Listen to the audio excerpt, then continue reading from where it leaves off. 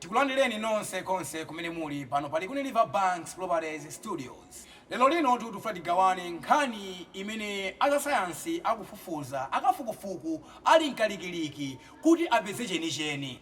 Akatswiri akafukufuku azamlengalenga amene amaona zamiyala kapena amene amadziwa zamiyala kapena makomiti amene watu apezanso mwala wina umene ukuthamanga pa mlingo wodabwitsa kwambiri. Mwala woyamba unali Oumuamua umene udapezeka mchaka cha 2011. Mwala wachiwiri unali Borisov umene udapezeka mchaka cha 2019.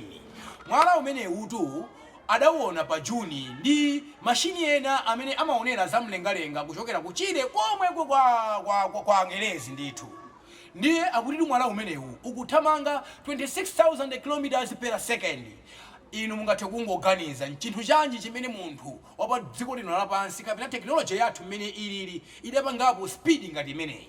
Mwala umenewu kamena komiti imeneyi yayimitsa mitu azasayansi komanso yathetsa mtsutso pa azasayansi. Ena akuti ndi mwala, ena akuti iyayi imenewutu ndi alien ship, alien technology, chifukwa chonena kuti zikusiyana kutalitali ndi malamulo amene a physics akuti akaona mwala kapena komiti iyenera kuchita.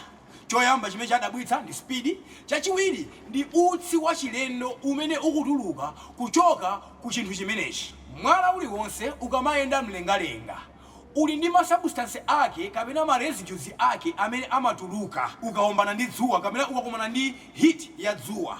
Ndiye akunena kuti mwala umenewu sukutulutsa utsi umenewu umene umadziwika pa miyala yonse kapena makomiti onse akakumana ndi hiti ya dzuwa zimene zapereka mantha kwa akatswiri zofufuza. Komanso nanena kunena kuti pali mtsutso.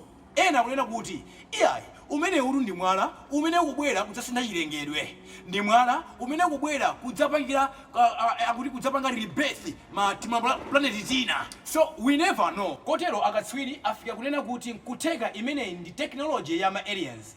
Mwina nkutheka mudamvapo inu za ma aliens. Ma aliens ni ma beings ena amene amaganiziridwa kunena kuti akukhala ku planet ina ngati imene ife timakhalira kuno. Komanso ma aliens amaganiziridwa kunena kuti ali more advanced than ma human beings. So ma aliens amenewa akuganizira kunena kuti akudzapanga explore Earth kapena ma planet onse amene ali mu universe.